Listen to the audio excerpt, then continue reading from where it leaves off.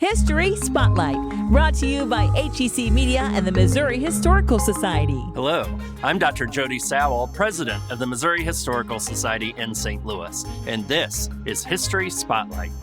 The architecture of St. Louis is epitomized by red brick.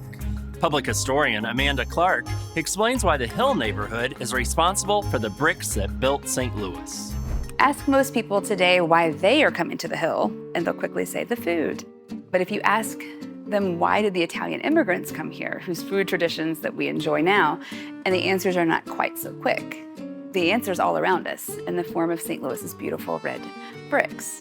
The Hill neighborhood, as well as Dogtown nearby, that all sits on top of a huge clay deposit known as the Cheltenham Syncline. And that clay deposit gave rise to the clay industry here in St. Louis. So pit mining, where they would strip away the top of the ground, or people going down deep into the ground to mine clay, bring it back up, and then turn it into bricks and tile and clay.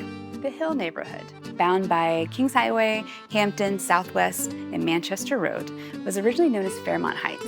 And Fairmont Heights was a community of mostly Germans and African Americans that had settled there to work in the clay mines and brick-making factories nearby.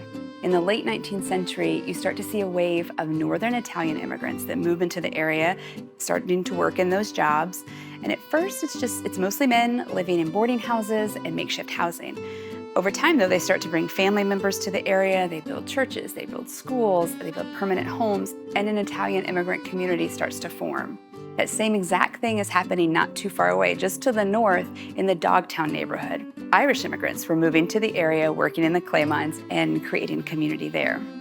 Work could be found not just in the clay pits and the clay mines, but also in the brick-making factories that were all along Manchester Road. And these places were making high-quality bricks, clay tiles, clay pipes that were not just being used in St. Louis, but shipped out everywhere. And this was a huge industry that would sustain the area well into the early 20th century.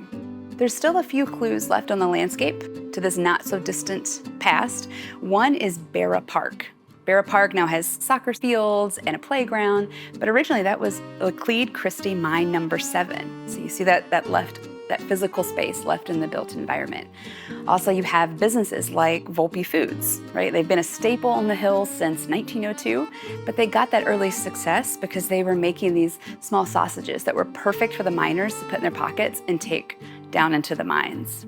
So when you head to the Hill to enjoy their famous food, say a little thanks to those immigrants that came before and pulled that clay out of the ground and built up this beautiful city of St. Louis. Next week on History Spotlight, how St. Louis University helped shape the sport of football as we know it. To learn more about the Missouri Historical Society, visit mohistory.org.